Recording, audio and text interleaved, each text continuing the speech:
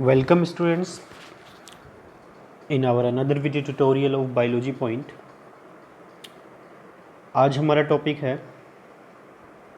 पायरोसीक्वेंसिंग। It is a very important and interesting topic about the CSIR। Pyrosequencing की अगर बात की जाए तो जस्ट जो हमने लास्ट वीडियो में देखा था हमारा Sengar sequencing, chain termination method sequencing, उसके जस्ट हम कह सकते हैं कि ये बिल्कुल उससे कोरिलेटेड तो नहीं है बट थोड़ा सा अलग है। तो हम देखते हैं इस प्रोसेस में क्या क्या इसमें अलग अलग चीज़ें जो हैं वो देखने को मिलती है और कहाँ तक ये जो सीक्वेंसिंग मेथड है वो हमारे लिए बेनिफिशियल होता है। तो हम स्टार्ट करते हैं हमारा ये वीडियो। तो सीक्वेंसिंग में हमने लास्ट वीडियोस में देखा था, सेंगर मेथड का हमने देख लिया था। आज हमारा टॉपिक है केवल और केवल पायरो सीक्वेंसिंग के लिए। तो स्टूडेंट्स, पायरो सीक्वेंसिंग की अगर बात की जाती है तो जैसा कि मैं हमेशा बोलता हूँ कि बायोलॉजी में मोस्ट ऑफ द डेफिनेशन जो है वो हमेशा वर्ड्स से आती हैं। तो यहाँ पे जो हमारा एक नया वर्ड आया that is the pyro. And what is the meaning of pyro, तो आपको इस वीडियो में उसका मीनिंग जो है वो देखने को मिलेगा कि why we said this the pyro sequencing. तो बने रहिए आप इस वीडियो में। तो this is the overview of pyro sequencing कि हमें पायरो सीक्वेंसिंग के लिए क्या क्या प्रोसेस जो है वो डन करनी पड़ेगी, किस किस प्रोसेस की हमें यहाँ पे रिक्वायरमेंट होती है। तो फर्स्ट ऑफ ऑल आपको दिया जाता है एक डीएनए, अननोन डीएनए आप उसे कह सकते हो। देन आपको कहा जाता है कि आप इस अननोन डीएनए का क्या कीजिए, सीक्वेंस कीजिए, मतलब इनका जो न्यूक्लियोटाइड जो सीक्वेंस है वो पता लगाइए। तो स्टूडेंट्स, जनरली जो डीएनए हमको दिया जाता है that is the coiled form, या यूँ कहें कि वो कुंडलित होता है, डबल स्टैंडर्ड भी होता है। तो वो हमारे लिए थोड़ी सी कॉम्प्लेक्स कंडीशन हो जाती है, उसको हम आइडेंटिफाई कैसे करेंगे। तो हम सबसे पहले उस प्रोसेस को फॉलो करेंगे जिससे वो हमें सिंपली जो कॉम्प्लेक्स फॉर्म है वो सिंपल फॉर्म में कन्वर्ट हो सके।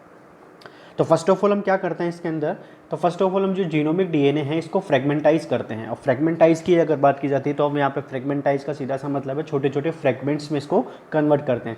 देन आफ्टर हमने इसको छोटे छोटे जो फ्रेगमेंट्स है उसमें कन्वर्ट कर लिया। लेकिन स्टूडेंट्स, अभी भी हमारे पास ये दिक्कत है कि ये जो डीएनए है वो कैसा है, डबल स्टैंडर्ड है। और आपको जैसा पता होगा कि डबल स्टैंडर्ड डीएनए के साथ में काम करना थोड़ा सा क्या हो जाता है, मुश्किल हो जाता है as compare to single standard. तो हम सबसे पहले इसकी क्या ज़रूरत पड़ेगी, हमें इसको सिंगल स्टैंड में कन्वर्ट करने की। तो यहाँ पे एक छोटा सा जो चेंज है, या यूँ कहे कि जो इसका ब्रेक थ्रू पॉइंट है, जहाँ से हम इसको कह सकते हैं कि इस सीक्वेंसिंग ने टर्न लिया था, तो वो यही है क्या, कि जैसे ही हम इस डबल स्टैंडर्ड डीएनए को कन्वर्ट करते हैं सिंगल में, तो उससे पहले यहाँ पे हम एक छोटा सा सीक्वेंस जो है वो ऐड करते हैं। This is known as adapter DNA sequence. What is the meaning of adapter DNA? Meaning इतना सा है कि अडेप्ट किया है इस डीएनए को हमने, इसलिए इसको हमने अडेप्टर डीएनए बोला है। और what is the role of adapter DNA, तो आपको इस वीडियो में पता लग जाएगा। स्टूडेंट्स, इतना सा आप इसको दिमाग में रखिएगा कि अडेप्टर डीएनए जो है उसका जो सीक्वेंस है, एक तरीके से हम कहें कि हमें उस सीक्वेंस का पता रहता है, या यूँ कहें कि ये नॉन डीएनए सीक्वेंस होता है जो अडेप्टर डीएनए सीक्वेंस होता है। देन जैसे ही हम अडेप्टर डीएनए सीक्वेंस यहाँ पे ऐड करते हैं, अब इसका हम क्या कर देते हैं, डीनेचुरेशन, दैट मीन्स इसको हम कन्वर्ट कर देते हैं सिंगल स्टैंड में। और जैसे ही हमारा डीएनए सिंगल स्टैंड में कन्वर्ट हो जाता है, हमारे लिए बहुत सिंपल हो जाता है to the known about the sequence. अब जैसे ये सीक्वेंस में सिंगल में कन्वर्ट होता है तो हम इसके लिए सबसे पहला जो और इम्पॉर्टेंट जो प्रोसेस है वो यहाँ पे हम फॉलो करते हैं, that is the very crucial point of this sequencing. तो स्टूडेंट, इस वीडियो को थोड़ा सा आप इत्मीनान से समझिएगा।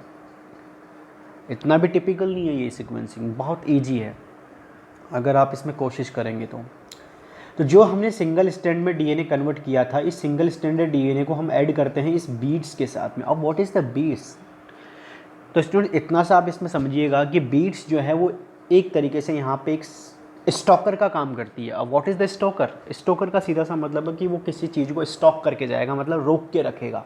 अब कैसे रोकेगा वही हम यहाँ पे देखेंगे। तो स्टॉकर की अगर बात की जाती है यहाँ पे, तो हमने जैसे आपको बताया था कि यहाँ पे जो अडेप्टर डीएनए सीक्वेंस हमने ऐड किया था, ये अडेप्टर डीएनए सीक्वेंस इस बीट्स के साथ में ऐड रहता है। कैसे ऐड रहेगा वो भी हम देखेंगे। तो स्टूडेंट्स, जैसे ही हमने इस डीएनए को सिंगल स्टैंड में कन्वर्ट किया, हम इसको क्या कर देते हैं, ट्रांसफ़र कर देते हैं बीट्स के ऊपर। और बीट्स के अंदर होता है हमारा कॉम्प्लीमेंट्री डीएनए सीक्वेंस। और what is the complementary DNA sequence होता है हमारे उस अडेप्टर डीएनए का, क्या होता है, ये कॉम्प्लीमेंट्री होता है। क्लियर बात यहाँ पे। यानी कि जो हमने पहले अडेप्टर डीएनए ऐड किया था, उस अडेप्टर डीएनए का कॉम्प्लीमेंट्री सीक्वेंस जो है ऑलरेडी प्रेजेंट रहता है किसके अंदर, इस बीट्स में। तो इसका मतलब क्या हुआ कि अडेप्टर और कॉम्प्लीमेंट्री आपस में क्या होंगे, स्ट्रांगली बाइंड हो जाएंगे। उससे हमें बेनिफिट क्या होगा, उससे बेनिफिट इतना सा होगा कि हमारा जो डीएनए सीक्वेंस है वो भी क्या हो जाएगा, यहाँ पे स्टॉप हो जाएगा, रुक जाएगा। और हम भी तो यही चाहते हैं कि हम कैसे ना कैसे इस सिंगल स्ट्रैंडेड डीएनए को यहाँ पे स्टॉप कर लें, मतलब इसको हम यहाँ पे पकड़ लें एक तरीके से। तो अब हमने यहाँ पे क्या कर लिया, इस with the help of beads, with the help of adapter, with the help of complementary DNA sequence, we can stop the unknown single stranded DNA sequence. अब जैसे ही हमने यहाँ पे हमारे इस डीएनए सीक्वेंस को क्या कर लिया है, स्टॉप कर लिया है, रोक लिया है, तो अब हम इसको क्या कर देते हैं, ट्रांसफ़र करते हैं किसके अंदर, इसको हम ट्रांसफ़र करते हैं हमारे सीक्वेंसिंग वेल्स के अंदर। और स्टूडेंट्स इस डायग्राम में आपको दिख भी रहा होगा कि these are the sequencing wells. और इस सीक्वेंसिंग वेल्स के अंदर हमारी जो नॉर्मल प्रोसेस होती है, मतलब नॉर्मल प्रोसेस का मतलब जो हम बचपन से पढ़ते आते हैं, डीएनए का polymerization, that means DNA replication, जो भी प्रोसेस हम पढ़ते हैं, मतलब डीएनए से डीएनए बनना, वो सारी की सारी प्रोसेस जो है यहाँ पे परफॉर्म होती है इन द वेल्स, इस वेल्स के अंदर वो परफॉर्म होती है। लेकिन थोड़ा सा यहाँ पे भी चेंजेस है, क्योंकि अगर एज इट इज़ वो प्रोसेस होती है तो हम इस वीडियो को यहाँ पे क्यों देखते हैं, जो हम 12th में 11th में पढ़ चुके हैं वो यहाँ पे क्यों पढ़ते हैं, तो वो देखते हैं क्या चेंजेज है। तो अब हमने क्या कर लिया, अब हमने यहाँ पे जो हमारा सिंगल स्ट्रैंडेड डीएनए है उसको स्टॉक कर लिया और ट्रांसफ़र कर दिया किसके अंदर, इस सीक्वेंसिंग वेल्स के अंदर। अब देखते हैं हमारा जो सीक्वेंसिंग वेल्स है उसमें क्या प्रोसेस होती है। तो स्टूडेंट्स वेरी इंपॉर्टेंट पॉइंट है, अब जो सीक्वेंसिंग वेल्स है वहाँ पे केमिकल प्रोसेस जो है वो देखने को मिलती है। क्या केमिकल प्रोसेस आ जाएगी यहाँ पे, तो देखते हैं।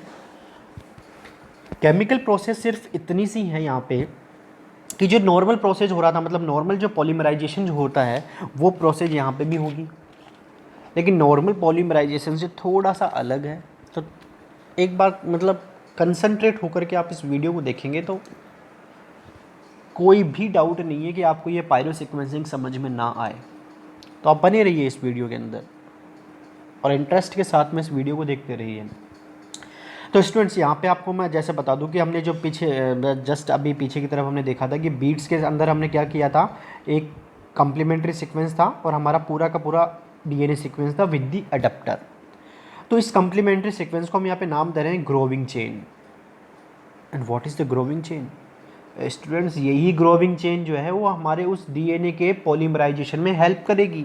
कैसे, वो भी देख लीजिए कि इस ग्रोविंग चेन की ये बात की जाती है। तो इस ग्रोविंग चेन के अंदर क्या होता है, 3' OH होता है।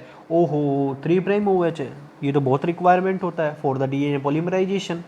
बिल्कुल सही बात है। ये अब ये जो 3' OH ग्रुप है, जो हाइड्रोक्सिल ग्रुप है, ये क्या करेगा, रिक्रूट करेगा नए न्यूक्लियोटाइड्स को। तो स्टूडेंट्स यहाँ पे दिमाग मत लगाइएगा कि हमने यहाँ पे पॉलीमराइज ऐड नहीं किया, हमने बीटा क्लैंप ऐड नहीं किया, हमने गामा क्लैंप लोडर जो ऐड नहीं किया। वो नॉर्मल प्रोसेस है, वो तो सारे के सारे जो मॉलिक्यूल्स हैं वो तो होंगे ही होंगे। लेकिन अभी आप केवल ओवरव्यू देख रहे हैं कि पायरो सीक्वेंसिंग के अंदर हम करते क्या हैं। तो जैसे ये 3' OH है, ये रिक्रूट करेगा किसको, नए न्यूक्लियोटाइड्स को। बिल्कुल सही बात है, वो भी देखेंगे हम। साथ ही नीचे की तरफ आपको जो दिख रही है लाइन, नीचे की तरफ जो लाइन दिख रही है that is the template DNA. इसका मतलब यही अननोन डीएनए सीक्वेंस है जिसका हमें पता लगाना है सीक्वेंस। कैसे लगाएंगे हम पता इसका, अरे देख तो मतलब देखते रहिए आप, मज़ा आएगा इसमें। तो हमने क्या देखा कि ये जो 3' OH है, ये 3' OH क्या करता है, रिक्रूट करता है नए न्यूक्लियोटाइड्स को। और स्टूडेंट्स नए न्यूक्लियोटाइड का मतलब है, हम फॉर एग्जांपल बात करें कि हमने यहाँ पे एडिनोसिन ट्राइफॉस्फेट का अगर हम यूज़ कर रहे हैं, दैट मीन्स हर न्यूक्लियोटाइड के पास में क्या होंगे, यहाँ पे 3 फॉस्फेट ग्रुप होंगे। और 3 फॉस्फेट ग्रुप की अगर बात की जाती है तो अगर आप उनको नेम भी अगर देते हैं तो नेम भी आप उसको ईजिली दे सकते हैं, alpha phosphate, beta phosphate, gamma phosphates. मतलब 3 phosphate group each and every nucleotide के पास में प्रेजेंट होते हैं। अब ये क्या करेगा OH, तो अब ये OH कबाड़ा करता है। यहाँ पे कैसे करता है कबाड़ा, तो देख लीजिए कि ये OH जो होता है ये इस न्यूक्लियोटाइड के अल्फा फॉस्फेट को ही पहचानता है। मतलब अल्फा फॉस्फेट के लिए ही इसकी एफिनिटी जो है वो सबसे ज़्यादा होती है। इसका मतलब क्या हुआ, इसका मतलब ये हुआ कि बीटा और गामा तो बेचारे हाथ हिलाते रह जाएंगे। मतलब बीटा और गामा भी एक्साइटेड हो रहे थे कि OH आएगा और हमें बाइंड करेगा, हमें लेके जाएगा, लेकिन नहीं, OH ने तो इसने इनके साथ क्या कर दिया, धोखा कर दिया। That means OH only and only having affinity towards the alpha phosphates, और इसकी वजह से ये अल्फा के साथ में क्या कर लेगा, इजीली बाइंड कर जाएगा। तो अब बेचारे बीटा और गामा क्या करेंगे, रोएंगे, अब तो कुछ नहीं करेंगे।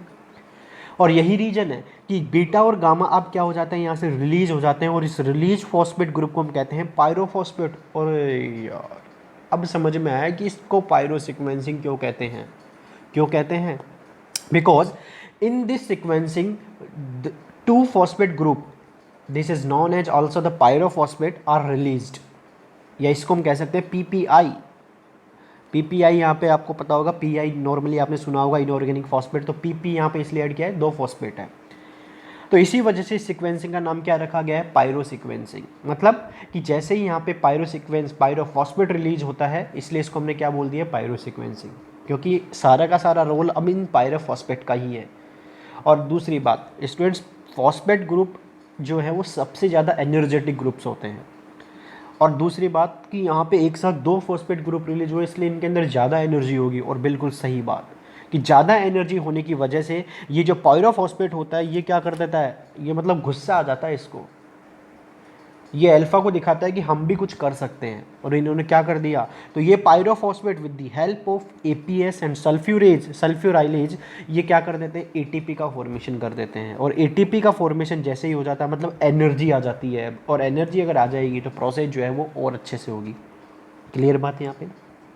That means this pyrophosphate with the help of sulfurylase and APS is form the new ATPs. And what is the full form of APS? तो एपीएस की यहाँ पे फुल फॉर्म होती है एडिनोसिन फॉस्फेट सल्फेज या सल्फेटाइज आप कह सकते हो उसको। तो दिस इज़ द एपीएस, यानी कि अब जैसे ही एटीपी बन रहा है मतलब एनर्जी आ गई, तो एनर्जी आने से यहाँ पे एक नया काम और होगा।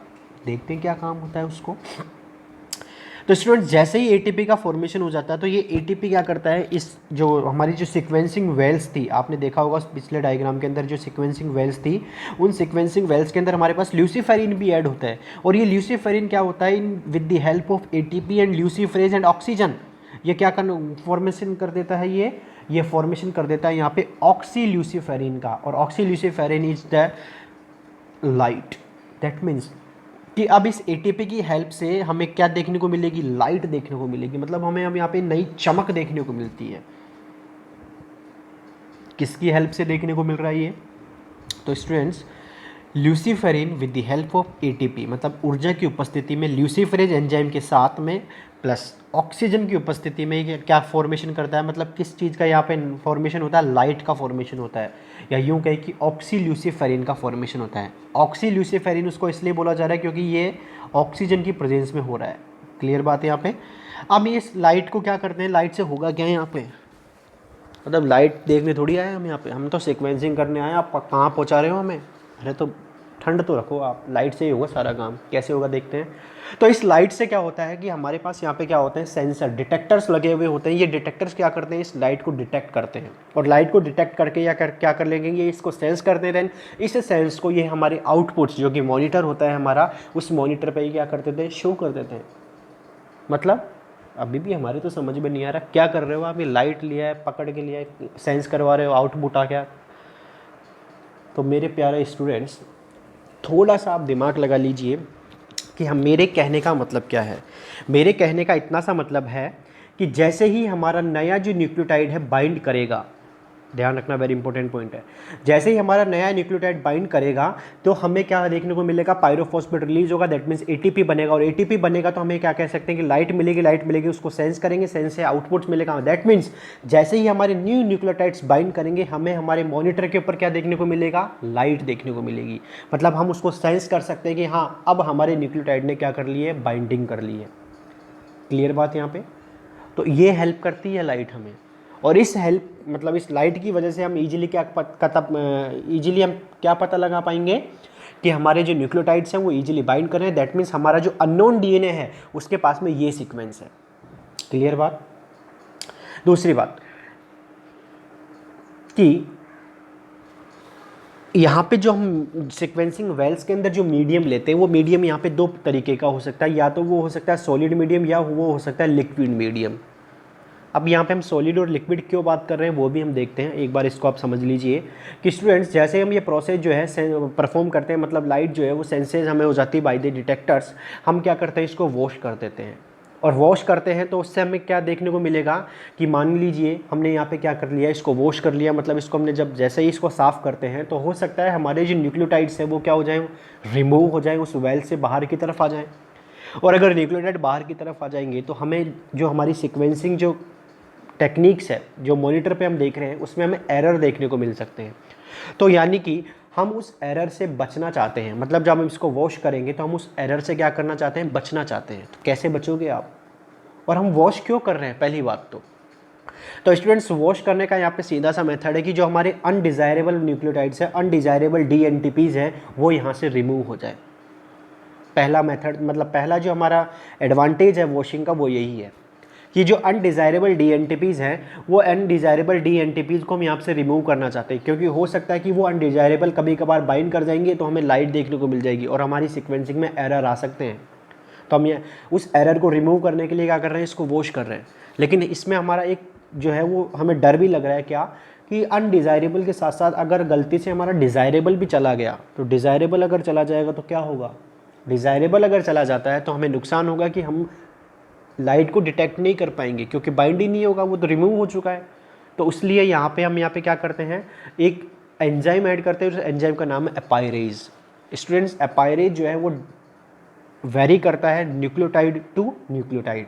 अगर हम एडिनोसिन के लिए एपाइरेज यूज़ कर रहे हैं तो ये होगा एडिनोसिन एपाइरेज, थाइमिन के लिए यूज़ करें तो थाइमिन एपाइरेज, एंड अगर हम साइटोसिन के लिए यूज़ करें तो साइटोसिन एपाइरेज। अपाइरेज का मतलब क्या है यहाँ पे, तो अपाइरेज क्या करता है स्टूडेंट, जो अनडिज़ायरेबल पार्ट्स है यानी कि जिसकी हमें रिक्वायरमेंट नहीं है, ये केवल उसी को डिग्रेड करता है और हमारी डिज़ायरेबल पार्ट को ये बचा लेता है। क्लियर बात यहाँ पे।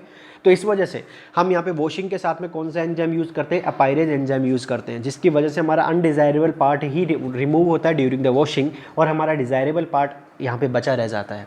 क्लियर बात यहाँ पे। दूसरी बात, अभी हम जो बात कर रहे थे यहाँ पे मीडियम की, तो मीडियम की बात इसलिए कर रहे हैं कि अगर हम लिक्विड मीडियम के अंदर वॉश का यूज़ करते हैं, मतलब वो लिक्विड मीडियम को अगर वॉश करते हैं तो हो सकता है कि वो हमारे जो सारे के सारे जो प्रोटीन्स हैं, सारे के सारे एंजाइम्स हैं, वो भी रिमूव हो जाएं। तो उसमें ये एपाइरेज हेल्प करता है, क्योंकि लिक्विड मीडियम के अंदर हमें थोड़ा सा डर ज़्यादा रहता है, क्योंकि लिक्विड मीडियम है तो वो ईजिली क्या हो जाता है, बाहर की तरफ निकल सकता है। तो वहाँ पे ही हेल्प होता है हमारा एपाइरेज। लेकिन अगर हम सॉलिड मीडियम की बात करते हैं तो सॉलिड मीडियम में आप एपाइरेज ना भी यूज़ करेंगे तो भी हमारा जो वॉशिंग पार्ट है वो अच्छे से परफॉर्म होता है। क्लियर बात यहाँ पे। यानी कि पायरो सीक्वेंसिंग के अंदर जो हमारा मीडियम होता है वो दो तरीके का हो सकता है, लिक्विड मीडियम भी हो सकता है और सॉलिड मीडियम भी हो सकता है। लिक्विड मीडियम के लिए यहाँ पे एपाइरेज यूज़ करना मस्ट है। तो दिस इज़ द ओवरव्यू, या यूँ कहें कि this is the technique of pyro sequencing, कि हमने क्या देखा कि जैसे ही कोई भी नया न्यूक्लियोटाइड ऐड होगा हमें लाइट मिलेगी, लाइट से हम सेंस करेंगे और इस सेंसिंग से हमें क्या पता लग जाएगा कि अननोन डीएनए का ये सीक्वेंस है।